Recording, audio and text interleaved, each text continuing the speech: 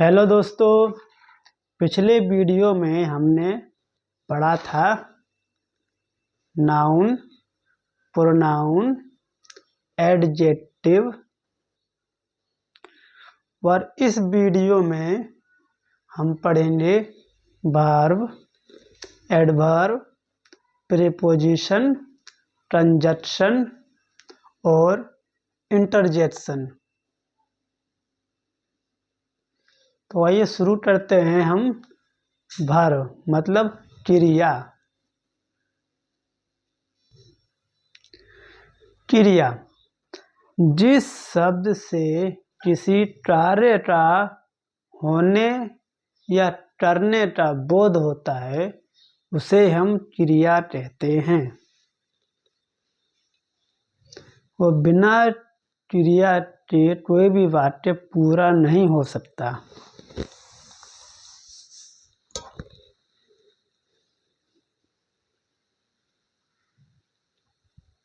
सरल शब्दों में कहें तो क्रिया वह शब्द है जब हम कोई कार्य करते हैं।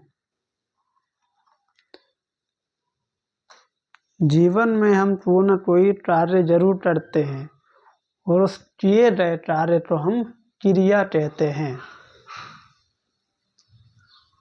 अब इसके भी कई सारे प्रकार होते हैं।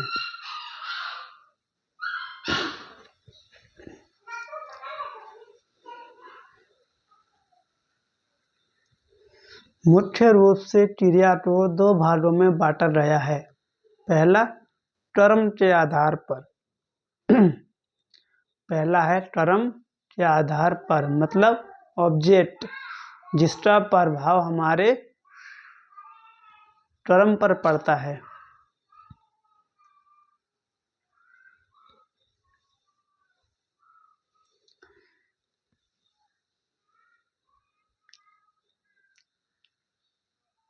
अकर्मक क्रिया पहली क्रिया है अकर्मक क्रिया। इस क्रिया का फल सीधा कर्ता पर पड़ता है।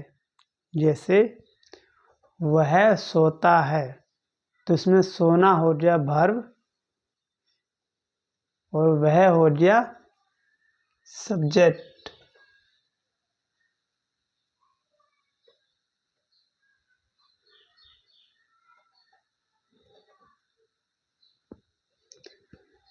दूसरा होता है सकर्मक क्रिया। इसमें क्रिया के साथ कर्म भी होता है, क्योंकि क्रिया का प्रभाव कर्म पर पड़ता है ना कि सब्जेक्ट पर।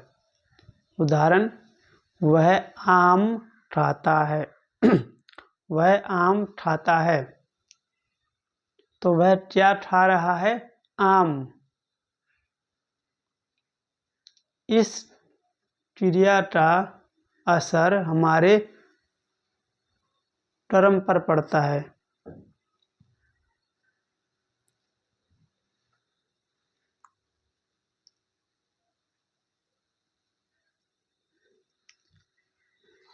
और दूसरा है प्रयोग के आधार पर,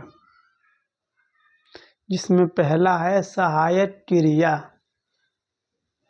जिसे हम सहायक क्रिया जैसे इज, एम, आर, वाज, वर आदि ये सब सहायक क्रिया होती हैं। हम पिछले सेंटेंस में सहायक क्रिया के बारे में विस्तार से जान सके हैं। दूसरा है मुख्य क्रिया, जिसे हम जो चीज कार्य को दर्शाता है कि कोई व्यक्ति क्या कार्य कर रहा है, जैसे खेलना, जाना, लिखना आदि।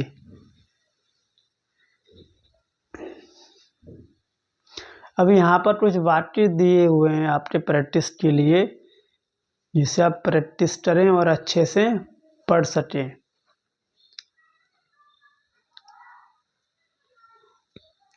और ये वीडियो कैसी लग रही है आप अपने कमेंट बॉक्स में ज़रूर लिखें।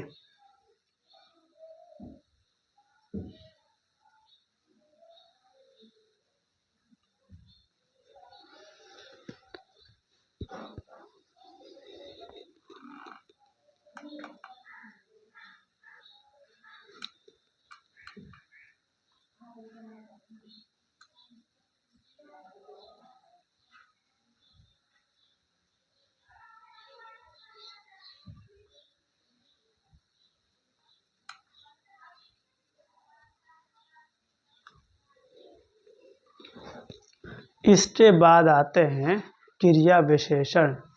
वह शब्द जो क्रिया और विशेषण की विशेषता बताए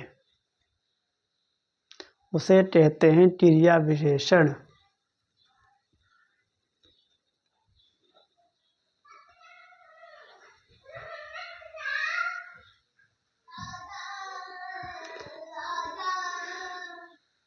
क्रिया विशेषण मुख्य प्रकार से 5 प्रकार के होते हैं। पहला है रीतिवाचक विशेषण। यह बताता है कि कोई कार्य कैसे हो रहा है।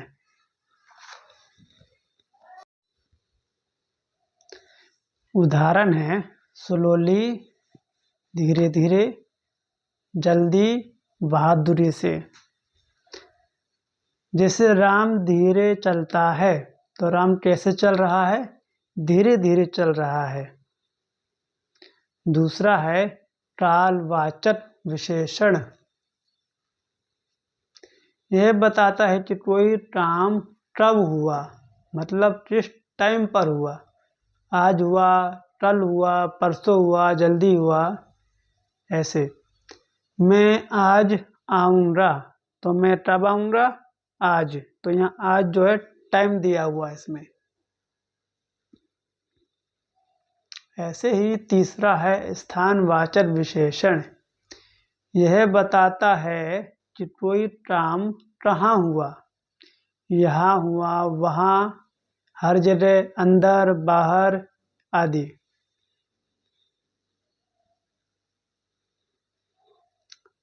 चौथा है परिमाणवाचक विशेषण, क्रिया विशेषण। यह काम या विशेषता की मात्रा या तीव्रता बताता है कि कोई कार्य कितनी मात्रा में हुआ और कितनी तीव्रता से हुआ। जैसे यह कार्य बहुत जल्दी हुआ, बहुत ज़्यादा जल्दी हुआ, काफ़ी जल्दी हुआ या फिर लगभग हुआ। उदाहरण, वह बहुत सुंदर है तो कितनी सुंदर है? बहुत। पांचवा है आवृत्तिवाचक क्रिया विशेषण। इससे पता चलता है कि कोई कार्य कितनी बार होता है। हमेशा होता है या कभी नहीं होता है, या फिर रोज होता है या फिर अक्सर होता है। जैसे मैं रोज कसरत करता हूँ तो मैं कितनी बार करता हूँ? रोज करता हूँ।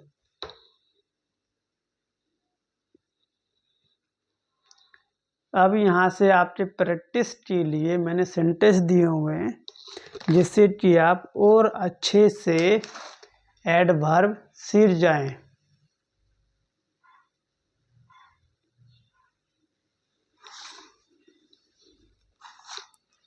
तो आप प्रैक्टिस करके अच्छे से सीख सकते हैं और अपने इंग्लिश को और अच्छे से इम्प्रूव कर सकते हैं ताकि आप जल्दी से इंग्लिश बोलना सीख जाएं।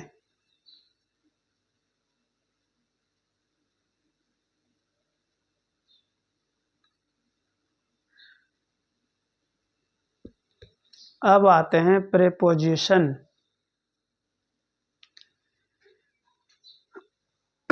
प्रेपोजिशन वह शब्द है जो नाउन या प्रोनाउन से पहले आकर उसका संबंध किसी अन्य से प्रकट करता है। अन्य शब्द से प्रकट करता है मतलब बदल देता है। जैसे the book is on the table.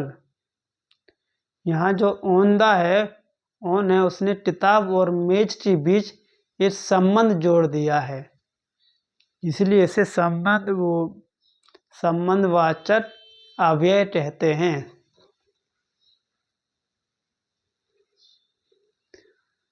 मुख्य रूप से प्रीपोजिशन 3 भागों में बांटा गया है, जिसमें पहला है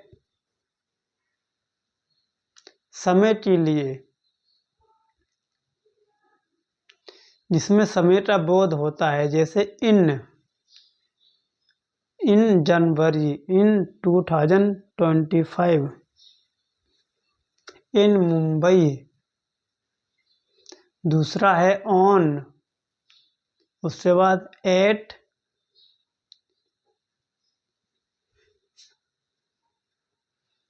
तीसरा है स्थान के लिए,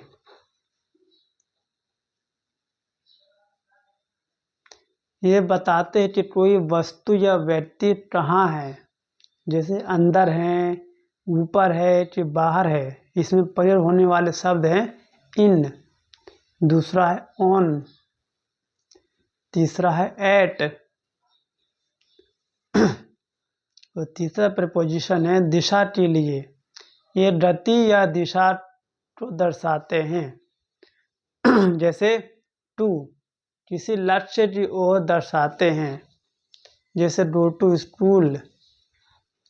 दूसरा है इनटू, बाहर से अंदर की ओर दिखाते हैं। वह शब्द जो बाहर से अंदर की ओर दिखाते हैं उनमें इनटू लगाते हैं, जैसे जंप इनटू द वाटर। तीसरा वर्ड है टू वर्ड, किसी दिशा की तरफ इंगित करना टू वर्ड लगता है।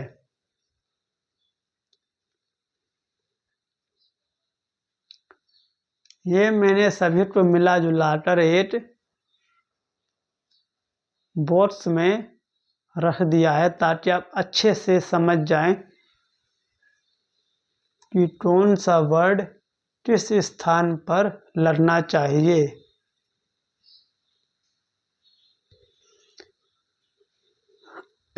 और इसके बाद प्रैक्टिस के लिए मैंने 100 वाक्य दिए हैं, ताकि आप और अच्छे से सीख जाएं और अपने इंग्लिश में और अच्छे से इम्प्रूव हो जाए, आपके इंग्लिश स्पीकिंग में और अच्छे से इम्प्रूव हो।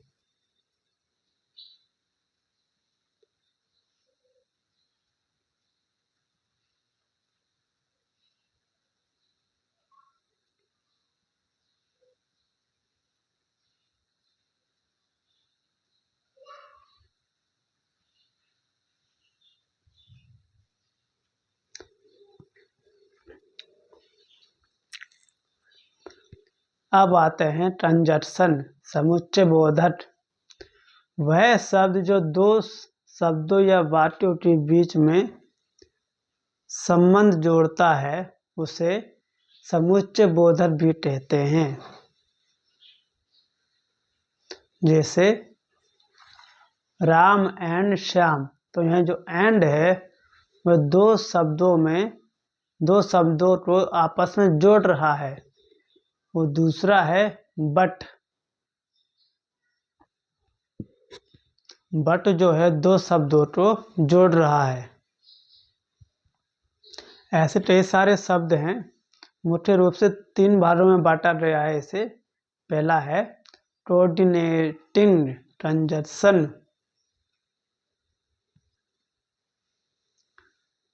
इस कंजक्शन को मैंने बहुत ही सरलता से एक ट्रिक के माध्यम से जोड़ दिया है, ताकि आप अच्छे से याद हो जाए आपको। इस ट्रिक का नाम है फैन बॉयस।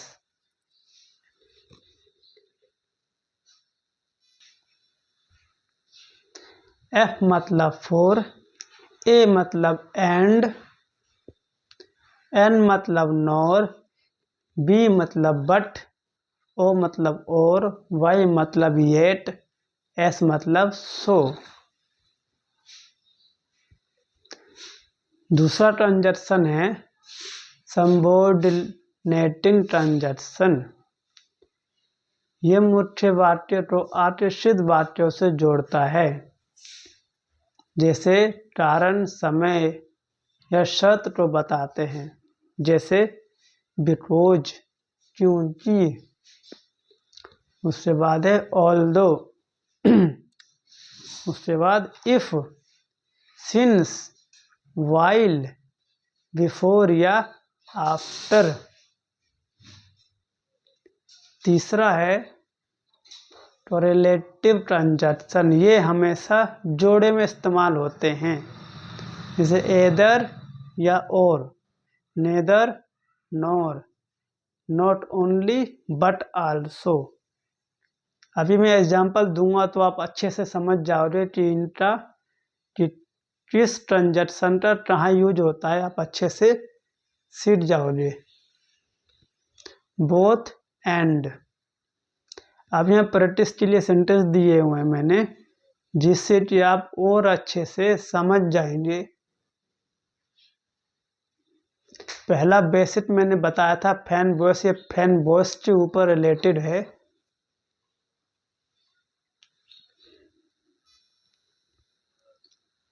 पहला लेवल फैन बॉय के ऊपर रिलेटेड है। पहला वाक्य है I like T and coffee. इसमें टी और कॉफी को जोड़ दिया है, आपस में संबंध जोड़ दिया है इसने, एंड ने। दूसरा है he is poor but honest, वह गरीब है लेकिन ईमानदार है। गरीब और ईमानदार में इसमें संबंध जोड़ दिया है।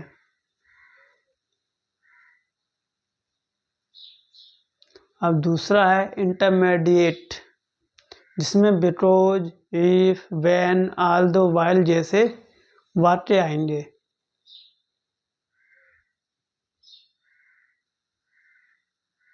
लेवल 3 इधर और वाले।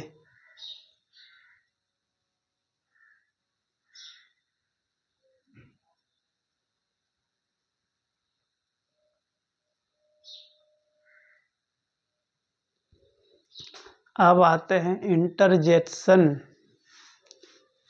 विस्मयादि बोधक। वह शब्द या वाक्य जिसका उपयोग अचानक आने वाली भावनाओं के लिए किया जाता है, उन्हें हम इंटरजेक्शन वर्ड कहते हैं। इनको भी कई भागों में बांटा गया है। पहला है खुशी के लिए, जब हम खुश होते हैं तो कई प्रकार से वाक्य बोलते हैं। पहला शब्द है हुर्रे, वो, या। ये शब्द हमारे अचानक खुशी को दर्शाते हैं। उदाहरण है हुर्रे, हम मैच जीत गए। जब हम कोई मैच जीत जाते हैं तो हम इस तरह से अपने खुशी का प्रदर्शन करते हैं। उसके बाद है दुखी के लिए, जब हम अचानक दुखी हो जाते हैं, जैसे हमारे बीच में कोई मर जाता है या कोई नहीं रहता तो हम अचानक दुखी हो जाते हैं, तो हम ये कुछ वर्ड बोलते हैं, जैसे अल्लाह, ओ नो, उस, ऐसे कुछ शब्द हैं जो हम अचानक बोलते हैं। तीसरा है आश्चर्य के लिए, जब हम किसी बात पर हैरान हो जाते हैं तो हम बोलते हैं व्हाट, ओह, अमेजिंग, ऐसे वर्ड हैं। और चौथा है प्रशंसा के लिए, जब हम किसी की तारीफ करते हैं तो कौन कौन से वर्ड बोलते हैं वो यहाँ पर दिए गए हैं, जिसमें है ब्रेवो, वेल डन, ब्रिलियंट। ये तो शब्द हैं जो हम किसी को शाबाशी देने के लिए यूज करते हैं। पांचवा है ध्यान खींचने के लिए, जब हमें किसी का ध्यान अपने तरफ खींचना होता है तो हम कुछ वर्ड बोलते हैं, जैसे कि listen to me, look here, या फिर उश, या फिर बिहोल्ड। ऐसा कुछ वर्ड है जिसका उपयोग हम अपने तरफ ध्यान खींचने के लिए करते हैं। अब यह इंटरजेक्शन को प्रैक्टिस करने के लिए मैंने 100 वर्ड दिए हैं, जिनका उपयोग आप बहुत अच्छे से कर सकते हैं और भी अच्छे से सीख सकते हैं।